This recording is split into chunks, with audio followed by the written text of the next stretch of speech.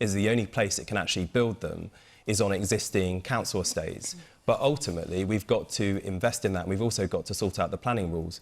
But in the rented sector, as we see the private rented market increase as a share of the tenure that we have here in London, we've got a Wild West situation where, frankly, people are being ripped off by many landlords, are facing exorbitant rent increases, and there isn't proper regulation in the market, which is why one of the things we were proposing to do in the lead into the general election was to cap the amount of rent increase that people were facing, but also stop these agents charging these extortionate fees every time you're moving home. So far, we've seen no action from the government to do anything about this, when actually I see, many constituents who, for them, never mind they're not being paid enough in their work, but housing costs are taking up most of their income. But, Sean, is your question about immigration as well as about housing? No, it's more in regards to housing, more than immigration. Probably more in line, because I work for the criminal justice system in a probation hostel, and over a number of years, it's quite difficult for residents moving on to obtain housing. I'm just wondering if it's so difficult for the existing UK residents to get council properties, how are we then housing the immigrants coming over? OK, you're in the front row. Yeah, the point, I actually used to live in rented accommodation in London for a few years, and I've actually just moved to the East Village in Stratford, which is the old Olympic accommodation. Now, that's owned by a housing association. It's got cap rent on inflation, and the difference I saw there, which will be negligible 1.5% increases against a 10% increase in my last place in Clapham with any improvements made at all. That's got to be the solution. It's the only solution. OK, and you? I work as a nurse in Islington, and the amount of patients that we have to see that need housing sorted out through the council and the amount of time that takes up. So I spend probably 30% of my week in the council trying to sort out housing. But then it affects their mental health problems as well, and it's just the whole system needs to be sorted out. It does, and one of the problems is we should be building around 50,000 new homes, at least 50,000 new homes a year here in London, and yet under the current mayor we've seen build of around 20,000 new homes. And unless you build more, you invest more and also address some of the planning constraints, we are not going to be able to get a grip on this. Right, Victoria. It's a knock-on effect, because then what happens is, we know how strained the NHS is, and Yeah. as a nurse I'm having to spend my week in the council because there's problems with the council, so less patients get seen by me, there's less treatment being done because I'm spending 30% of my week in the council, so it's a knock-on effect. OK, you sit up there, on the right. I've got to be honest with you, you've got to spare us your crocodile tears, because it was you, alongside the Tories, that sold off those council houses, that drove those people back into the hands of those unethical landlords that you seem to be crying for. If it wasn't for you carrying out Tory policies that drove those people into the hands of those landlords, we wouldn't have this crisis. I'm sorry, now. I'm sorry, that's garbage. Justine Greening. So I think for me it's really important that young people growing up in London do feel like they've got the chance to get on the property ladder, and that means doing three... It means doing three things. One is getting on with building more homes, and actually over the last few years we have seen more council homes built, we've seen more affordable homes built. No, sorry. The idea of young people... If I can just finish. Okay. So part of this is building more homes, including starter homes, which will be at 80% of the market value. Alongside that, then, it's helping young people be able to get the deposit that they need to be able to buy those homes as well, which is where Help to Buy is making a big difference in reducing the amount of deposits that people need. And the last thing, though, is around many of the housing estates that are all in our local communities, which I think over the coming years have a real chance to be regenerated, providing better and new housing stock for existing residents, but also giving us the chance to create more homes and more housing for new people growing up in communities today. But there are no easy... But house building is at its lowest, according to the government's own figures, since the 1920s. We've built 600,000... However many you built, it's lower than it was in 1920, the lowest since 1920. We've built 600,000 new homes since 2010, and actually housing starts in the past 12 months... How many a year is that? Since 2010. Housing starts in the past 12 months... Sorry, housing planning that's been given permission in the last 12 months is over 250,000 units. So there are homes being built, but I think we're dealing with quite a long-term generational lack of homes that are being built, especially in London, and it's taking time to get that turned around. But it is being turned around, which is why more affordable homes are being built, more council homes are being built. OK, well, and I think we are seeing people... The number of people who want to challenge you, so maybe you could hear from them. The person up there in the second row from the back. You in blue. Hi, I live in Lambeth, actually opposite your surgery, Chuka. I'm having to move out of London. I earn a decent wage, I'm a Londoner, but I can't afford the rent. And you say there's no room to build more houses, but if you get the bus around Lambeth, Wandsworth, there's plenty of room to build luxury apartments, luxury flats. I can't afford them. I don't even can afford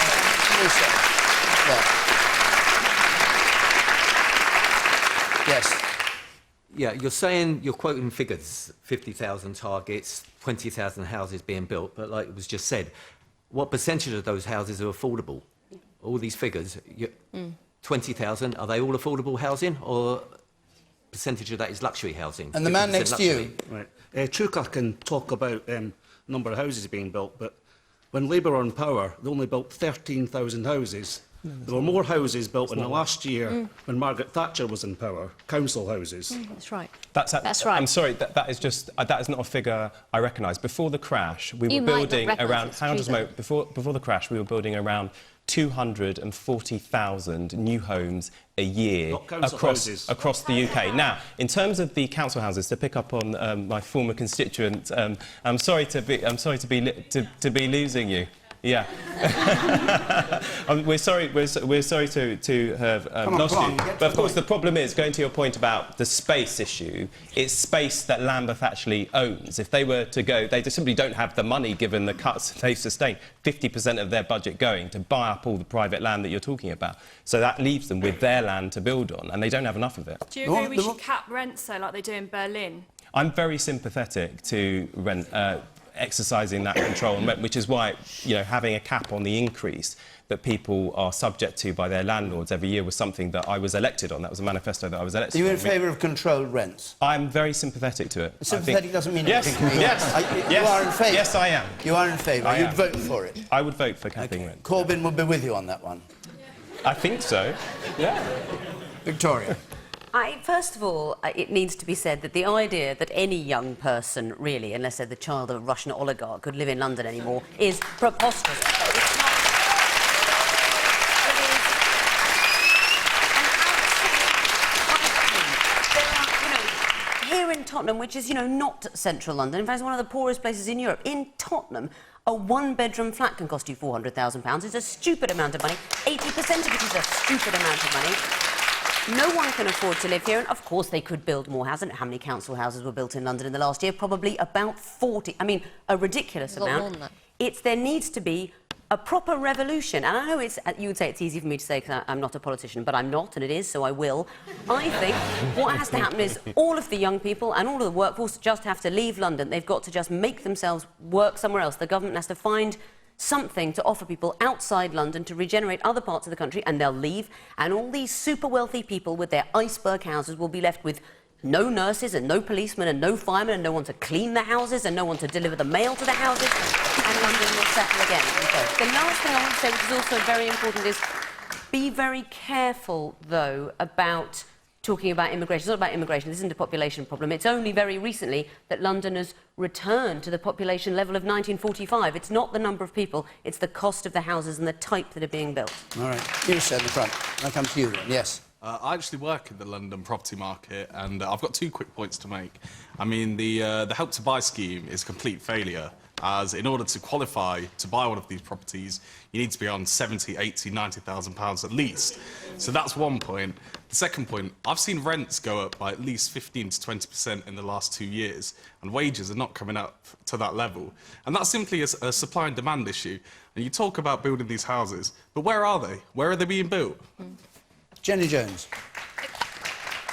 I've got so much to say on this that I'm going to trip over myself. But basically, what's happening here in London, the driving out of people, it's not just the cleaners and the baristas and people like that who are on low pay who are getting driven out. It's academics, it's junior doctors, it's all sorts of people that we need to keep our city going. And there are all sorts of things we could do, but we, in general, are choosing not to do.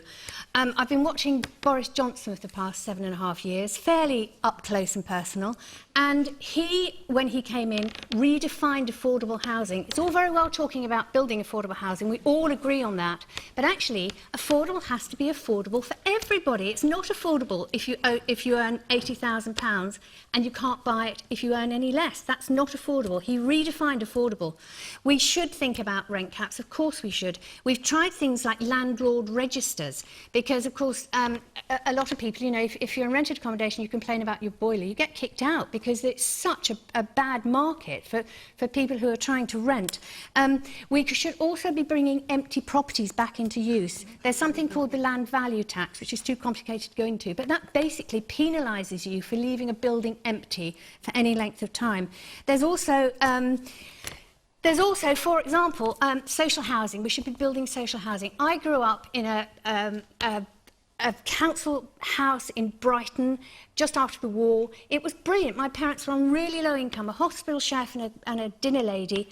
That nowadays they would never have access to that sort of, well, it's harder and harder for people like that, families like that, to have access to social housing. So many councils are building, they're starting to build social housing, but what they're doing, of course, is they're selling off some of the flats to offshore investors and people who see it as an investment.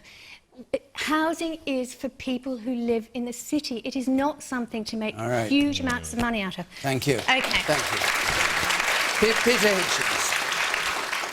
Yeah, first of all, it's quite plain that our housing policy in this country has been a catastrophe for many years, and one of the things which has made it so was the sale of council houses, which everybody still says was wonderful, which I think we must recognise was a disaster. Destroyed a huge amount of rented housing stock, incredibly valuable to people who had to work and needed to move to work, and replaced it with the absolute catastrophe of housing benefit, which currently costs more than the Royal Air Force to maintain and is an immensely expensive way of trying to house people. We've also repeatedly had governments which have sought to cover up their failure to create a productive economy by pumping up housing bubbles to try and sustain the economic figures and make themselves look good, during which time we have accumulated a national debt of £1.5 trillion. £1.5 trillion, completely unpayable. And this constant use of housing bubbles and of pumping money into housing to try and save themselves from serious economic decisions has been one of the causes of the problem. Are you saying there's a motive not to build houses? Well, there's a motive. Well, the housing policy is not directed by any desire to build houses. The housing policy is directed to cover up for the fact that they've failed to manage the economy of the country over several decades. But the final point, and Victoria, although a lot of what you said about housing in London was extremely sensible, and for Justine Greening to sit there and imagine that young people can buy property in London, this is the best government that hedge funds could buy. And they obviously spend time with nobody else but hedge fund managers if they think that any young people can afford houses. But the problem that we also face is that how can a country which has such a major problem in housing, how can it conceivably have a policy of undiscriminating, non-selective mass immigration at the same time? Is this not guaranteed to cause greater problems than you already have? To say that the number of people make no difference is, Victoria, absurd. No, I didn't say the number of people makes no difference. I said it would be wrong to imagine that the population of London is too big because of immigrants when it's only the same as it was in the 40s. I don't live in London, and I recognise the existence of other parts of the country, but there is absolutely no doubt, and the recent projections show that our population is rising towards 70 million at an astonishing rate. There is absolutely no doubt that there are a lot more people in this country than there used to be, and a great deal of them are the result of uncontrolled mass immigration, which we will not control, and which, until we leave the European Union, we can't control. Well, would you agree, then, let me just ask you this question, one important question. If you think one should be controlling the population where it's getting too big, and the main reason, if the population is too big, is because it's ageing, so people are living longer, how do we control that? Should we get rid of the old folk as well? Well, if you have, as I say, a set of existing circumstances, of which that may be one, it doesn't seem to me, which have caused a major housing crisis and problems for almost anybody seeking to buy a house, it doesn't seem to me to be sensible to bring in a very large number of people who haven't got houses to live in at the same time. Isn't that elementary? We don't have a housing crisis because of immigrants. We have a housing crisis because we haven't built enough homes. All right, we've got 10 minutes more and I want to get a couple more questions.